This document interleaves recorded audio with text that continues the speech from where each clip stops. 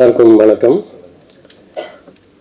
ஆக்சுவலாக அவங்க ஒரு நல்ல பாயிண்ட் எடுத்து கொடுத்தாங்க. நான் ஆக்சுவலாக அதுவும் நினச்சிட்டு வந்தேன். அந்த வெங்கடேஸ்வரா அப்படின்னு பார்க்கும் பொழுது காதல் மன்னன் படத்தினுடைய அமர்கலம் படத்தினுடைய என்னுடைய முதல் படத்தின் ப்ரொடியூசர்ஸ் வெங்கடேஸ்வராலயம் அந்த ஞாபகம் எனக்கு வந்துச்சு. அந்த வெற்றி வந்து இந்த நிறுவனத்துக்கும் தொடரும் அப்படின்னு நான் வாழ்த்துறேன். இங்கே இருக்கிறவங்களெல்லாம் லெஜெண்டரி டைரக்டர்ஸ்னெல்லாம் சொல்லிட்டு இருந்தாங்க. என்னை பொறுத்தளவில் லெஜெண்டரி பத்திரிகையாளர்கள்னு என் முன்னாடி எல்லாருமே இருக்கிறாங்க. இவங்க கடந்த 30-40 வருஷமாக சைலண்ட் இன்ஃப்ளூயன்ஸ் யாருன்னா என் முன்னாடி உட்காந்துருக்கிற இவங்க அத்தனை பேரும் தான். இவங்க இல்லைன்னா நாங்கள்லாம் இந்த மேடையில் இல்லை அப்படிங்கிறது இந்த மேடையில் நான் தெரிவிச்சுக்க விரும்புகிறேன்.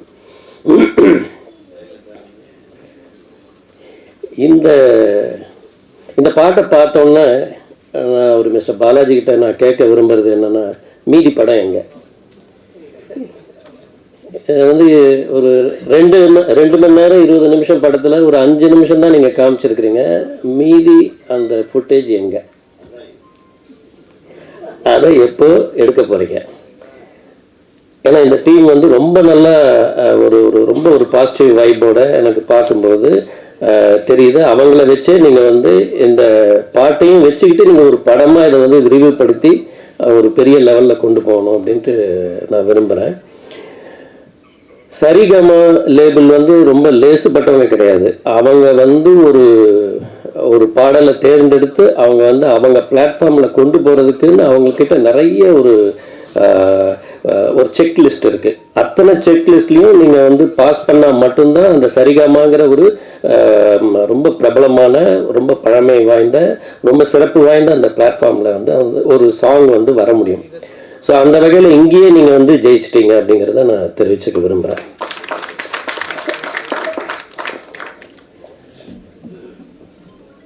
இங்கே வந்து நான் கொஞ்சம் பேசிக்கிறேன் அதிகமாக. ஏன்னா என்னை விட அதிகமாக பேசுறதுக்கு ஆர்வி உதயகுமார் சார் வந்து வெயிட் பண்ணிட்டு இருக்கிறாரு.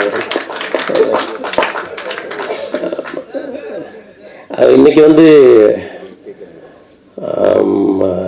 அன்னைக்கு சட்டசபையில் வந்து எப்படி அந்த சபாநாயகர் வந்து எவ்வளோ நேரம் பேசினாரோ அவ்வளோ நேரம் அவர் இன்னைக்கு பேசுவார். அது இந்த பாட்டில் வந்து எனக்கு வந்து அவங்க சொன்ன மாதிரி எனக்கு நிறைய ஞாபகம் வந்தது அப்படின்னு பார்த்தீங்கன்னா, தினேஷ் மாஸ்டர் வந்து ரொம்ப ஒரு அற்புதமான ஒரு நடன இயக்குனர்.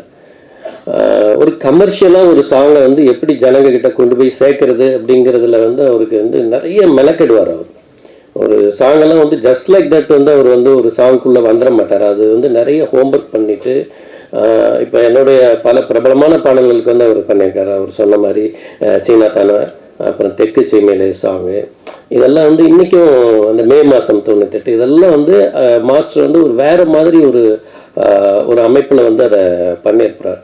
அதனாலேயே அந்த சாங்கெல்லாம் வந்து இன்னைக்கு வரைக்கும் வந்து பேசப்படக்கூடியதாக இருக்குது. ஏன்னா ஒரு டைரக்டர் வந்து போய் எனக்கு இந்த ஸ்டெப் வேணும், அப்படி வேணும், இப்படி வேணும், இந்த சாங் இப்படி இருக்கணும் நல்லா ஆடியெல்லாம் காட்ட முடியாது. அதை வந்து அந்த டான்ஸ் டைரக்டர் வந்து அவர் எப்படி அதை கன்சீவ் பண்ணுறாரோ அதுதான் நமக்கு வந்து இன்னைக்கு வரைக்கும் அது வந்து ஒரு கிளாசிக்காகவும் ஒரு டைம்லெஸ் இதுவாகவும் அது வந்திருக்கு. நான் முன்ன பின்ன மாற்றி மாற்றி தான் பேசுவேன். இப்போ இதில் வந்து சுரேஷ் சந்திரா சார் வந்து என்னுடைய நண்பர், ரொம்ப நெருங்கிய நண்பர், பள்ளி காலத்திலிருந்தே என்னுடைய நண்பர்.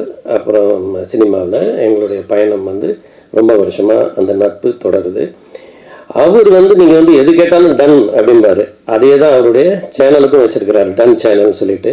ஸோ அவர் சொன்ன மாதிரி இது வந்து ஒரு சேலஞ்சபிள் ஜாப். இது வந்து ஒரு ஷார்ட் பீரியடில் வந்து ஒரு மீடியா முன்னாடி கொண்டு வர்றதுங்கிறது வந்து அது அவரும் அவருடைய டீமும் வந்து ரொம்ப முக்கியமான ஒரு பங்கு.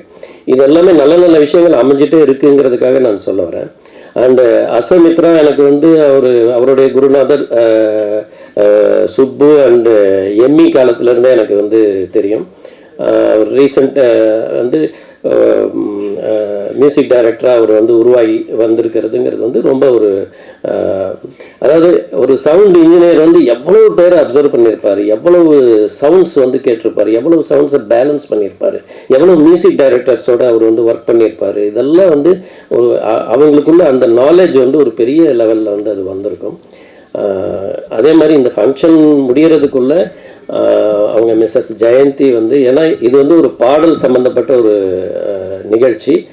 அது வழக்கமாக வந்து மியூசிக்குள்ள பாட்டு வந்து நமக்கு வந்து வரிகள் என்னங்கிறது வந்து தெரியாமல் இருக்கணும், அதுதான் வந்து ட்ரெண்டு. அப்போ அந்த மாதிரி ட்ரெண்டில் வந்து அவங்க ஹஸ்பண்டே அந்த மியூசிக் வந்து ஒன்று பண்ணிட்டார் அவர். இப்போ அந்த அவங்க என்ன எழுதுனாங்கிறத இந்த மைக்கில் வந்து அவங்க ஒரு தடவை படித்தாங்கன்னா நல்லாயிருக்கும், அவங்கள நம்ம வந்து ப்ரைஸ் பண்ணுறதுக்கும் ஒரு வசதியாக இருக்கும். இதை வந்து நடுவில் ஒரு டைமில் வந்து அவங்களுக்கு இந்த மேடையை கொடுக்கணும்னு நான் கேட்டுக்கிறேன். அவர் பாலாஜி சாரை வந்து எனக்கு வந்து பார்க்கும் பொழுது அவர் வந்து ஏதோ புதுசாக வந்த மாதிரியே இல்லை. அவருடைய முகத்தில் வந்து ஒரு நல்ல ஒரு கவர்ச்சி இருக்குது. அந்த மூமெண்ட்ஸ் வந்து ரொம்ப நல்லா பண்ணுறாரு, ரொம்ப இயல்பாக இருக்கிறாரு. அவர் ப்ரொடியூஸ் பண்ணியிருக்கோங்கிற எந்த கர்வமும் அவருடைய பாடலில் அவர் ஆடி பாடும்போதெல்லாம் தெரியவே இல்லை. நான் நிறைய இது பார்த்துருக்கேன், ப்ரொடியூசரு ஆடும்போதும் நடிக்கும்போதும் நமக்கு தெரியும் அவங்க வந்து எவ்வளோ அதிகபட்சமாக என்னென்னலாம் பண்ணுறாங்க அப்படிங்கிறது. அப்படியெல்லாம் எதுவுமே பண்ணல, ரொம்ப இயல்பாக ரொம்ப கட்டுப்பட்டு ரொம்ப அழகாக பண்ணியிருக்காரு. அவருடைய காஸ்டியூம் நல்லா இருக்குது. அண்டு இவர் ஜிவி பிரகாஷுடைய குரல், அவர் அந்த பாடின விதம், அந்த ஐக்கி பெரின்னு அவங்க வெளிநாட்டுக்கு தப்பிச்சு போயிருக்கிறாங்க, அந்த அவங்க மூமெண்ட்ஸ் அவங்க பாடினது எல்லாமே நல்லாயிருக்கு. ஆன் த ஹோல் பார்க்கும்போது இதில் வந்து எல்லா டிபார்ட்மெண்ட்டும் ரொம்ப அழகாக ஒர்க் பண்ணியிருக்காங்க. குறிப்பாக எங்களுடைய இயக்குனர் சங்கத்தில் ரொம்ப ஆக்டிவாக இருக்கிற அசோக் அண்ணாமலை வந்து இதில் கிரியேட்டிவ் ஹெட்டாக ஒர்க் பண்ணியிருக்கிறாரு.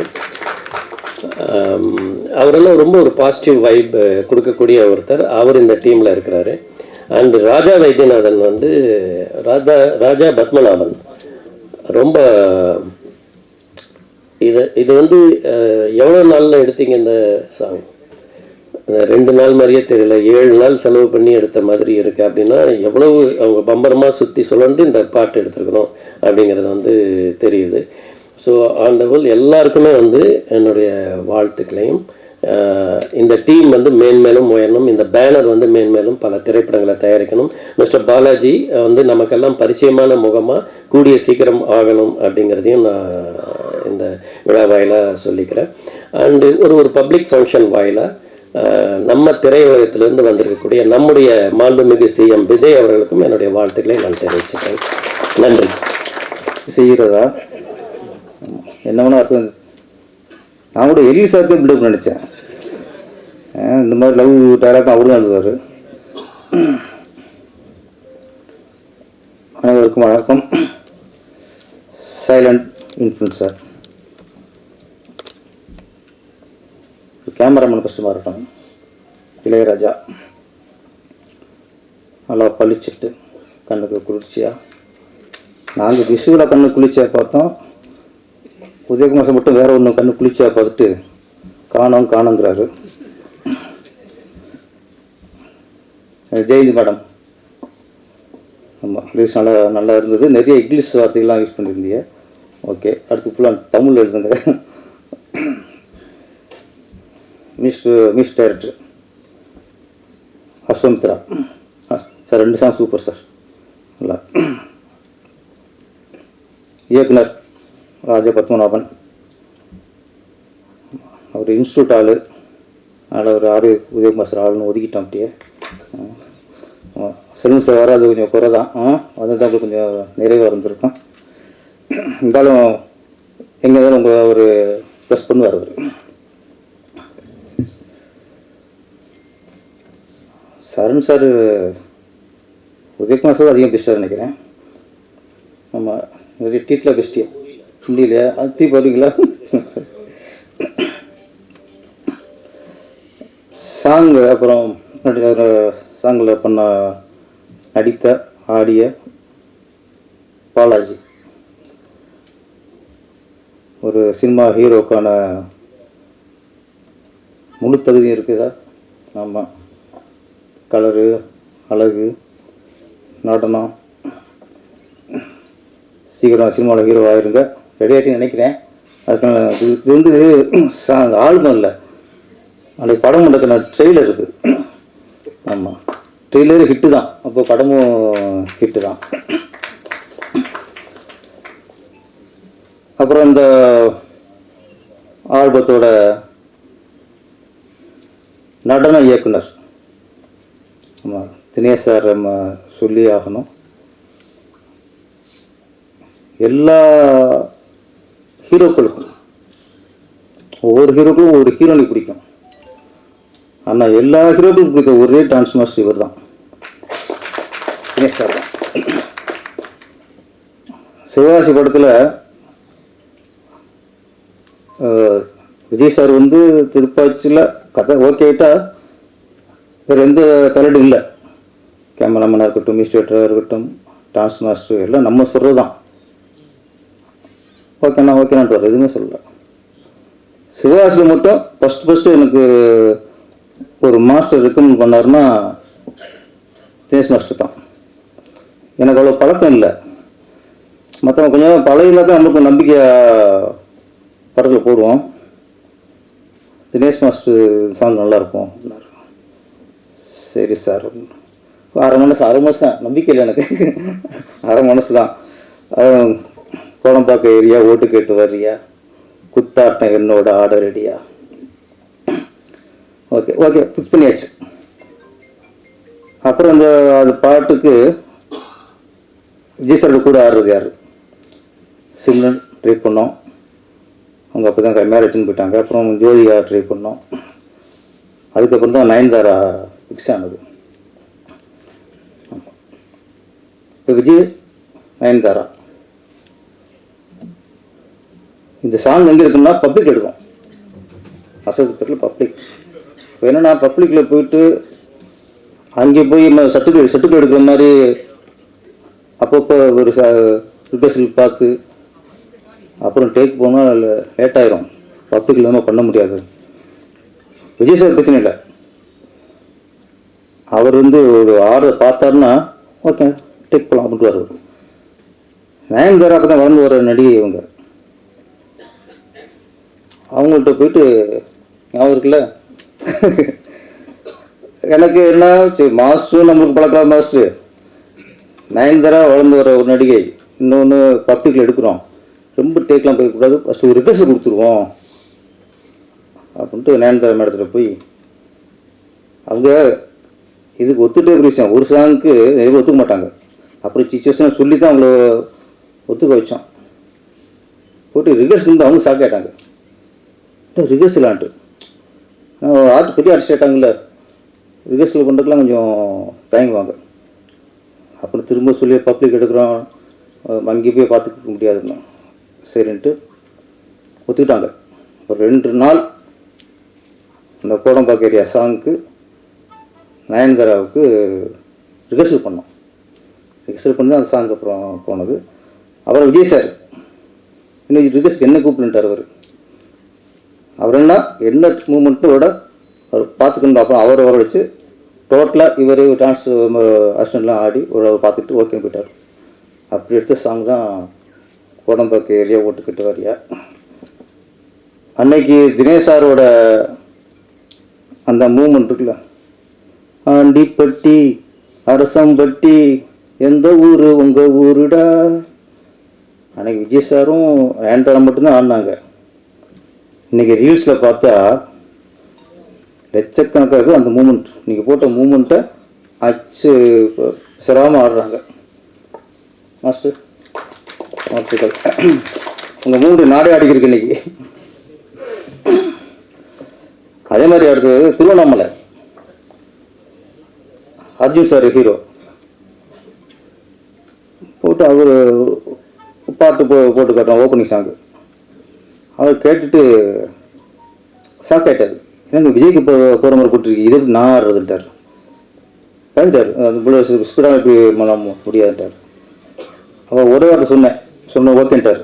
அந்த ஒரே வார்த்தை என்னென்னா, இதுக்கு மாஸ்டர் தினேஷ்னே. அவர் ஒரு ஓகேட்டார். ஏன்னா ஒரு ஹீரோவையும் அவங்க பாடி லாங்குவேஜ்க்கு ஏற்ற மாதிரி அவங்களுடைய டான்ஸு திறமைக்கு ஏற்ற மாதிரி கரெக்டாக யூஸ் பண்ணுறவர் நம்ம தினேஷ் மாஸ்டர் கர்ச்சிப்பு கையில் மட்டும் இல்லை மேடம், ஆர்டிஸ்டும் கரெக்டாக யூஸ் பண்ணுவார் அவர். வாழ்த்துக்கள். அப்புறம் இந்த ஆல்பத்தோட நாயகன் பாலாஜி, அவர் விஜய் ரசிகர். அவர் இப்போ விஜய் ரசிகர்லாம் யாருமே இல்லை, எல்லாம் தொண்டராக மாறிட்டாங்க. அந்த தொண்டரில் இன்னைக்கு அவரும் ஒருத்தர். டான்ஸ் பார்க்கும்போது தெரிஞ்சது அவருடைய பிரதிபலிப்பு. உள்ள ஒரு விஜய் உள்ள மனசுக்குள்ள உள்ள இருக்கார் அவர். ஆமாம், அந்த அந்த மூமெண்ட்டில் தெரிஞ்சது. இன்னைக்கு விஜய் சார் நம்ம திரையுலகத்திலிருந்து, இந்த கலை குடும்பத்திலிருந்து தமிழக முதலமைச்சர் அன்னைக்கு அந்த சிம்மாசனத்தில் உட்காந்துருக்காரு. வாழ்த்துக்கள் விஜய் சார்.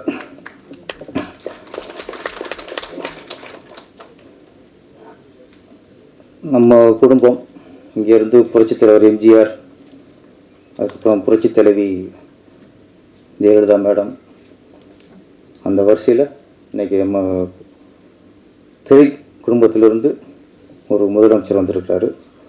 நம்ம சினிமாக்காரங்க எல்லாருக்குமே பெருமையான விஷயம், ஒவ்வொருத்தருக்கும் சினிமாவில் உள்ள எல்லாருக்குமே அது ஒரு பெருமையான விஷயம்.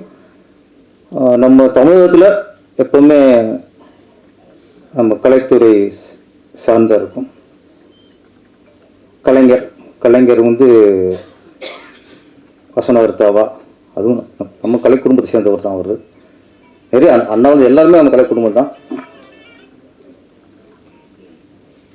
விஜய் சார் வந்ததில் சந்தோஷம். அப்புறம் எப்பவுமே ஒரு நமக்கு ஒரு எதிர்பார்ப்பு இருக்கும்.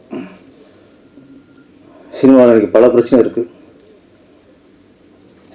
நிறைய அந்த மேடையில் சினிமா எந்த அளவுக்கு ஆகிப்போச்சு, புலிசில் எந்த அளவுக்கு நசுக்கப்படுறாங்க, நிறைய புலம்பிகிட்டே இருக்கும் ஒவ்வொரு மேடையிலையும். தியேட்டர்கள் யார் கண்ட்ரோல் இருக்குது, புலிசர்கள் நடித்த தியேட்டரில் ரிலீஸ் பண்ண முடியலை, நிறைய அந்த மேடையில் நம்ம புலம்பியிருக்கோம். இது எல்லாத்துக்கும் இந்த விஜய் சாரோட ஆட்சி ஒரு விடிகாலமாக அமையணும். ஏன்னா சினிமா நல்லா இருக்குன்னா ப்ரொடியூசர்லேருந்து, டைரக்டர்லேருந்து, டிஸ்ட்ரிபியூட்டர்லேருந்து, அனைத்து டெக்னீஷியன், நடிகர்கள் எல்லாருக்குமே சினிமா நல்லா இருக்குன்னா சினிமா ஒரு சுதந்திரம் வேண்டும். சுதந்திரம், அந்த சுதந்திரம் கிடைக்கும்னு நம்புகிறோம். இன்னொன்று,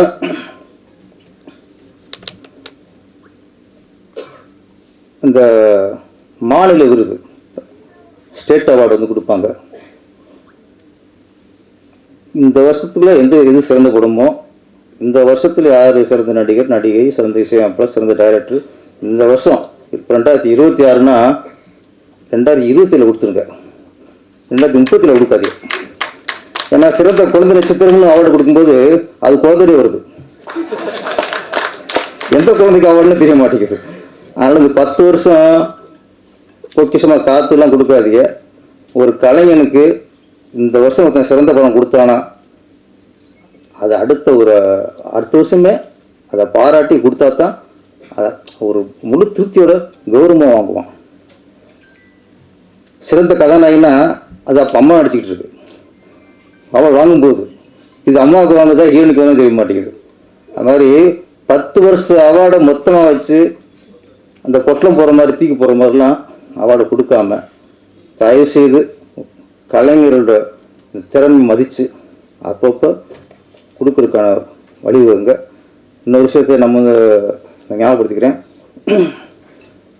நம்ம திரையுலகத்தை தன் குடும்பம் மாதிரி சிஎம்மானா கூட நேசித்தவரில் புரட்சித் தலைவர் எம்ஜிஆர், அதுக்கடுத்து கலைஞர் கருணாநிதி அவர்கள். நான் கீழ்பட்ட வரைக்கும், நான் பார்த்த வரைக்கும் சினிமாவிலேருந்து அவங்க அரசியலுக்கு போனாலும் சரி, சினிமாவிலேருந்து ஆட்சி பண்ணாலும் சரி, எந்த நேரத்துலையும் சினிமா மேலே ஒரு பாசம் இருந்துச்சு, சினிமா மேலே ஒரு அக்கறை இருந்துச்சு. சினிமாவில் ஏதாவது பிரச்சனைனா கலைஞராகட்டும், புரட்சியாளர் எம்ஜிஆர் ஆகட்டும், அந்த பிரச்சனை கேட்டு இருந்து அதை சால்வ் பண்ணியிருக்காங்க.